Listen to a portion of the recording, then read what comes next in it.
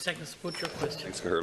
Well, obviously, Minister, we had the motion calling for the restoration of military allowances and the supplementary pension for post-2013 entrants, and of course to allow members to join the ICTU.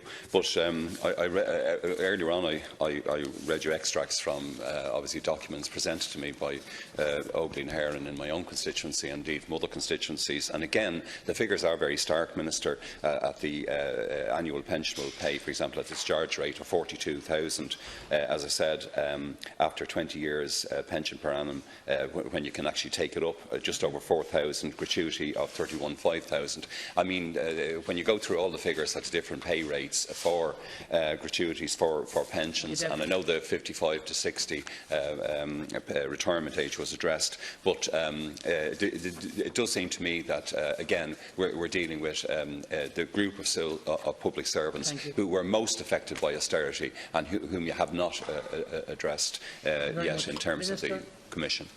1 minute, Minister. I take it the Deputy is referring to the levels of retirement pensions and gratuity benefits paid to members of the PDF on retirement Permanent Defence Force members. Military pension schemes operate within the broader context and framework of the public service pension policy as determined by government.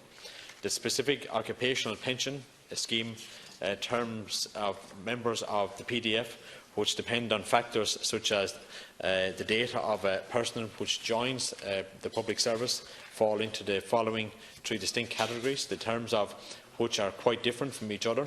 These are different terms for those who joined the PDF before April 2004, those who joined after the 1st of April 2004 and before the 1st of January 2013, and those who join on after the 1st of January 2013 as members of a single public service pension scheme. For operational and HR policy reasons, PDF personnel have fast accrual pension arrangements, along with the lower pension and retirement ages or were applicable under service limits, and is the norm elsewhere in the public service.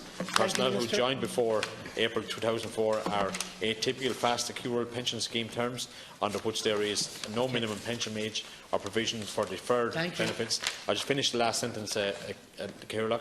Instead, pension and gratuity are payable immediately on retirement after relatively short periods of service, regardless of age. Final comment, Deputy Broughan. Thanks, Cahir. Well, Minister, I think what we all want to know is when the Commission report, when it will go to Cabinet, when you'll be in a position to come in and to give us positive news in relation to restoration of paying conditions for our armed forces. Again, you gave me, I think, a detailed response in relation to inductions and discharges from 2002, and it does, Minister, however you look at it, it makes shocking reading the fact that year by year, I think from 2002 to 2009, we had just over 4,000 people entered the Defence Forces, but 4,974 were discharged. And in the period since the crash, from 2010 to this year, 4,893 were inducted and 5,869 were discharged. I mean, people, all of us have different experiences in organisations before we came into this House, but none of us could, I think, manage an organisation where there was so much turnover, like where 10% is coming and going the whole time. Like, how can that be done? And I know I've asked you more detailed questions about the level of turnover among the officers and among the leadership and the different units around the country. But it does seem, Minister, just to be a shocking situation. And surely, as I said at the beginning, we should restore the defence portfolio to a full portfolio with the Minister, a full Cabinet Minister. Very brief comment. Thanks, Minister. I want to get to the last question if I can. You can be assured, Deputy, that I sit at the Cabinet table and defend the Defence Forces and advocate on their behalf. You can be absolutely sure that maybe you could have been, if you hadn't left the Labour Party yourself, maybe you could have been there. Like, in 2007, you could have highlighted all these issues when they were in government. When they were in government over the last number of years, maybe. Maybe you could reconsider that. But let me state to you, Deputy, there is always a high turnover 8% in around.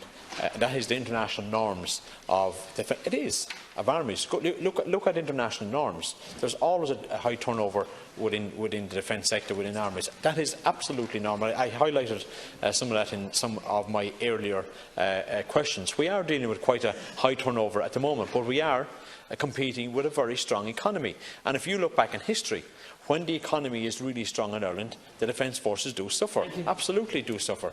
And that's unfortunate that that is the case the way it is.